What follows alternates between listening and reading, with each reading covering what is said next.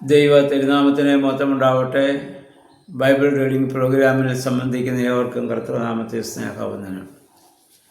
സംഖ്യാപുസ്തകം 4-ാം അധ്യായമാണ് നമ്മളിന്ന് വായിക്കുന്നത്. 4-ാം അധ്യായത്തിൽ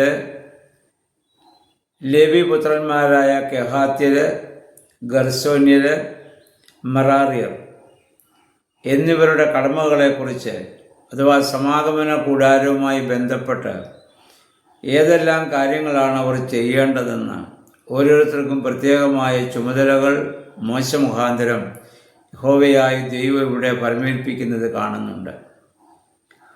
ഇവിടെ നമ്മൾ ചിന്തിക്കേണ്ട ഒരു കാര്യം, ലേവിയുടെ മക്കളെ ഈ ശുശ്രൂഷയ്ക്കായി നിയോഗിക്കുന്നത് ലേവിയല്ല, ദൈവമാണ് അവരെ ചുമതലപ്പെടുത്തുന്നത്. അവരെ തിരഞ്ഞെടുത്തതും ദൈവം തന്നെയാണ്. അപ്പോൾ ദൈവികമായ ശുശ്രൂഷയ്ക്ക് നമ്മളെ വിളിക്കേണ്ടതും നമ്മളെ തിരഞ്ഞെടുക്കേണ്ടതും നമ്മുടെ ദൈവം തന്നെയാണ്. നമുക്ക് ആഗ്രഹമുണ്ടാകാം, എന്നാൽ ദൈവവിളി ഇല്ലാതെ അതിൽ പ്രവേശിക്കാൻ പാടില്ല.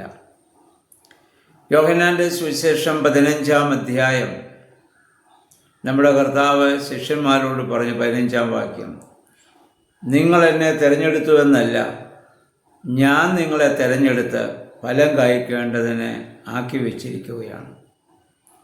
നമ്മൾ ഓരോരുത്തരും ക്രൈസ്തവരായി ജനിച്ചതുപോലും ദൈവത്തിൻ്റെ തിരഞ്ഞെടുപ്പിൻ്റെ ഭാഗമാണ്. എഫേസ്യർ 4-ന്റെ എഫേസ്യലേഖനം 1-ാം അധ്യായത്തിന് 4 മുതൽ ഇതിനു മുമ്പ് നമ്മൾ പറഞ്ഞിട്ടുള്ളതാണ്. അവിടെ പൗലോസ്ലീഹ പറയുന്നു, ലോകസ്ഥാപനത്തിനു മുൻപേ ക്രിസ്തുവിൽ ദൈവം നമ്മെ തിരഞ്ഞെടുത്തെന്നാണ്, അവൻ്റെ കൃപയ്ക്കും മഹിമാധനത്തിനും പങ്കുപറ്റുവാൻ. ലോകസ്ഥാപനം ഭൂമി ഉണ്ടാവട്ടെ എന്ന് ദൈവം പറഞ്ഞതാണ്.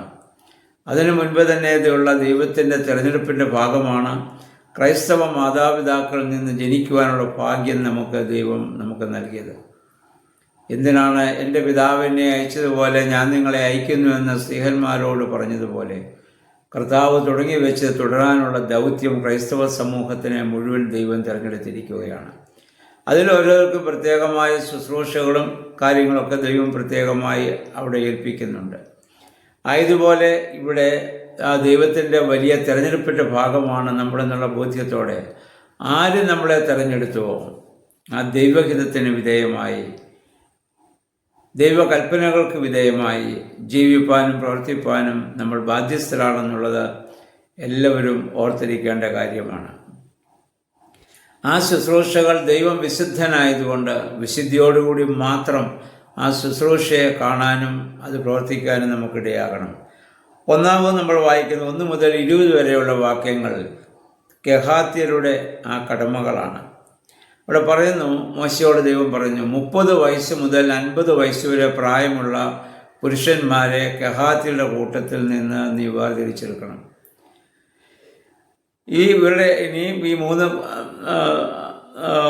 പേരുടെ മക്കളിലും ഇങ്ങനെ എല്ലാം 30 വയസ്സ് മുതൽ 50 വയസ്സ് വരെയാണ്. പഴയ നിയമത്തിലെ സമാഗമന കൂടാരവുമായി പൗരോഹിത്യ ശുശ്രൂഷയുമായി ബന്ധപ്പെട്ടൊരു പ്രായമായി 30 വയസ്സിനും 50 വയസ്സിനും ഇടയിൽ നല്ല ആരോഗ്യമുള്ള ഒരു കാലഘട്ടമാണല്ലോ മനുഷ്യ ജീവിതത്തിലെ. ആ കാലഘട്ടത്തിൽ ആരോഗ്യമുള്ളവരെ നോക്കി തിരഞ്ഞെടുക്കുക എന്നുള്ളതാണ്. നമ്മളും നമ്മുടെ ആ നല്ല കാലം, നല്ല യൗവനം ദൈവത്തിന് പൂർണ്ണമായി സമർപ്പിക്കണം. ആർക്കും വേണ്ടാത്ത വാർദ്ധക്യമല്ല ദൈവത്തിന് നമ്മൾ സമർപ്പിക്കേണ്ടത്. എല്ലാവരും ആഗ്രഹിക്കുന്ന, ഇഷ്ടപ്പെടുന്ന, ആരോഗ്യമുള്ള ആ നല്ല കാലം തന്നെ ദൈവത്തിന് വേണ്ടി സമർപ്പിക്കാൻ നമുക്കിടയാകണം. അതുകൊണ്ട് സോളമൻ പറഞ്ഞത് ഓർക്കുക, യൗവനത്തിൻ്റെ സൃഷ്ടാവിനെ നീ അറിയുക. ഇനി അങ്ങനെ അവർ എടുത്തതിന് ശേഷം അവരുടെ ജോലി സമാഗമന കൂടാരത്തിലെ വിശുദ്ധ വസ്തുക്കളെ ചുമന്നുകൊണ്ട് പോവുക എന്നുള്ളതാണ്. അതിനു മുൻപ് അഹ്റോനും അവൻ്റെ ഗുണത്തിലുള്ളതായ പുരോഹിതന്മാരും അകത്ത് കയറി വിശുദ്ധ വസ്തുക്കളൊക്കെ പ്രത്യേകം അത് കവർ ചെയ്ത് മൂടണം. അതേ ആരും സ്പർശിക്കാൻ പാടില്ല, ആരും അതിൽ നോക്കാനും പാടില്ല. കാരണം അത് ദൈവത്തിൻ്റെ അതിവിശുദ്ധതയെ സൂചിപ്പിക്കുന്നതാണ്. അതുകൊണ്ട് വെറുതെ അതിന് വെളിയില്ലാത്തവർ, അതിനെ ചുമതലപ്പെടുത്താത്തവർ അതിനെ സ്പർശിക്കാൻ പാടില്ലാത്തത് കൊണ്ട് ഓരോ സാധനങ്ങളും എങ്ങനെ കവർ ചെയ്യണമെന്ന് പ്രത്യേകമായി നമുക്കിവിടെ വായിക്കാനായിട്ട് സാധിക്കുന്നുണ്ട്. അങ്ങനെ ചെയ്തതിന് ശേഷം കെഹാത്യർ വന്ന് അത് ചുമന്നുകൊണ്ട് പോകണം. എന്നിട്ട് പറയുന്നു, അതിൻ്റെ 17-ാം വാക്യത്തിൽ പറയുന്ന കെഹാത്യരുടെ എണ്ണം കുറഞ്ഞു പോകാതെ അവരെ സൂക്ഷിക്കണം. കാരണം അവരറിയാതെ പോലും ഇതിൽ നോക്കുകയോ ഇത് സ്പർശിക്കുകയോ ചെയ്ത് അവർ മരിച്ചു പോകാൻ കാരണമാവരുത്. കാരണം ദൈവത്തിൻ്റെ അതിവിശുദ്ധമായ എന്ന് പറഞ്ഞാൽ അതിവിശുദ്ധമായ സാധനങ്ങളാണ് അവരിപ്പോൾ ചുമന്നുകൊണ്ട് പോകുന്നത്. അപ്പോൾ ആ അതിവിശുദ്ധ സ്ഥലത്തെ സാധനങ്ങളൊക്കെ അതുപോലെ തന്നെ അവരെ സൂക്ഷിക്കേണ്ടതാണ്. അതുകൊണ്ടാണ് അവരുടെ എണ്ണം കുറഞ്ഞു പോകാതെ നീ അവരെ പ്രത്യേകം സൂക്ഷിക്കണം. അവരുടെ മേൽനോട്ടം അഹരോന്റെ പുത്രനായ ഏലിയാസാറിനും ഇവിടെ പരമേൽപ്പിക്കുകയാണ്. ഇനി അതിൽ 21 മുതൽ 33 വരെയുള്ള വാക്യങ്ങൾ നമ്മൾ കാണുന്നത് ഗർശോന്യരുടെ ആ ചുമതലകളെക്കുറിച്ചാണ്. അവരിൽ 30 വയസ്സ് മുതൽ 50 വയസ്സ് വരെയുള്ള പുരുഷന്മാരെ ആരോഗ്യദൃഢഗാത്രന്മാരെ നീ അവിടുന്ന് തിരഞ്ഞെടുക്കണം. അവർക്ക് ഇത് വഹിക്കുവാനുള്ളത് സമാഗമന കൂടാരത്തിൻ്റെ ആവരണം, അതിൻ്റെ വിരികൾ, അതിൻ്റെ ചരടുകൾ, അതിൻ്റെ ബാഹ്യമായ അതിൻ്റെ പുറത്തുപയോഗിക്കുന്ന സകല സാധനങ്ങളും അവരാണ് വഹിക്കേണ്ടത്. അവരുടെ മേൽനോട്ടം അഹരോന്റെ പുത്രനായ ഇത്താമറിന് അവിടെ നൽകുകയാണ്. 3-ാമത് 29 മുതൽ 33 വരെയുള്ള ഭാഗങ്ങൾ നമ്മൾ വായിക്കുന്നത് മെറാരിയുടെ ആ കടമകളാണ്. അതിൽ 30 വയസ്സ് മുതൽ 50 വയസ്സ് വരെ പ്രായമുള്ള യുവാക്കന്മാരെ തിരഞ്ഞെടുക്കണം. അവർ വഹിക്കേണ്ടത് ഈ സമാഗമന കൂടാരത്തിലെ ചട്ടുകങ്ങൾ, അഴികൾ, തൂണുകൾ, പാദക്കുടങ്ങൾ, അങ്കണത്തിലെ തൂണുകൾ, കൊളുത്തുകൾ എന്നിവയൊക്കെയാണ്. അവരുടെ മേൽനോട്ടവും ഇത്താമറിനാണ്. അപ്പം അഹരോന്റെ 2 പുത്രന്മാരെ എലിയാസാറിനും ഇത്താമറിനുമായി ഈ 3 കൂട്ടരുടെ എല്ലാ മേൽനോട്ടവും നൽകി വളരെ സുരക്ഷിതമായി വളരെ വിശുദ്ധിയോടെ പ്രാർത്ഥനാപൂർവം ഈ സാധനങ്ങൾ അവർ ചുമന്നുകൊണ്ട് പോകേണ്ടതാണ്. മൊത്തം എണ്ണത്തെക്കുറിച്ച് ഇനിയും 34 മുതൽ 49 വരെയുള്ള വാക്യങ്ങളിൽ ലേവ്യരുടെ ഈ 3 മക്കളിൽ നിന്ന് 30 വയസ്സിനും 50 വയസ്സിനൊക്കെ പ്രായമുള്ളവരുടെ സംഖ്യ പറയുന്നു. കെഹാത്യ കുലത്തിൽ 2750, ഗർശോന്യ കുലത്തിൽ 2630, മെറാരി കുലത്തിൽ 3200, ആകെ 8580 പേർ. എന്നിട്ട് മോശ ഓരോരുത്തർക്കും അവരവരുടെ ആ ചുമതല അവിടെ പരിമേൽപ്പിക്കുകയാണ്.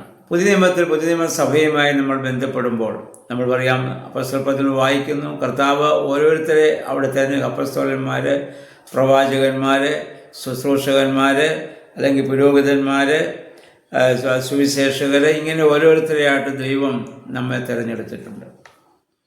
അപ്പോൾ ആ ഓരോരുത്തരുടെയും ആ ചുമതലകൾ അതനുസരിച്ച് വിശുദ്ധിയോടും ദൈവാനുഭവത്തോടും ദൈവികമായ ഭക്തിയോടും ഭയഭക്തിയോടുകൂടി ഇത് നിർവഹിക്കുവാൻ നമുക്ക് ബാധ്യതയുണ്ട്. ഇവരെല്ലാവരും കൂടെ സഹകരിക്കുമ്പോഴാണ് സമാഗമന കൂടാരം ഉണ്ടാവുന്നത്. ഈ 3 മക്കളുടെ ആളുകൾ, ഈ ഇത്രയും ആളുകൾ ഒന്നിച്ച് ചേർന്ന് ഐക്യതയോടെ അവരെ സഹകരിക്കുമ്പോഴാണ് കൂടാരം പൊളിക്കാനും പിന്നെ സ്ഥാപിക്കാനും സാധിക്കുന്നത്. ഇന്നും സഭയിൽ നമ്മൾ ഒന്നിച്ചു നിൽക്കുമ്പോൾ ആ ഐക്യതയിലാണ് സഭയുടെ നിലനിൽപ്പ്. നമ്മൾ തമ്മിൽ പ്രശ്നങ്ങളും കലഹങ്ങളും അഭിപ്രായ വ്യത്യാസങ്ങളും ഉണ്ടാകുമ്പോൾ ഇല്ലാതെ പോകുന്നത് അത് സഭയാണ്.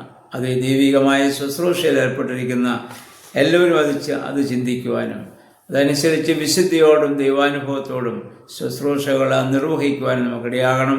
ദൈവമേ, പരിശുദ്ധാത്മാവേ, അതിന് നമ്മളെ ശക്തീകരിക്കണമെന്ന് പ്രാർത്ഥിക്കാം. ദൈവം എല്ലാവരെയും അനുഗ്രഹിക്കുമാറാകട്ടെ.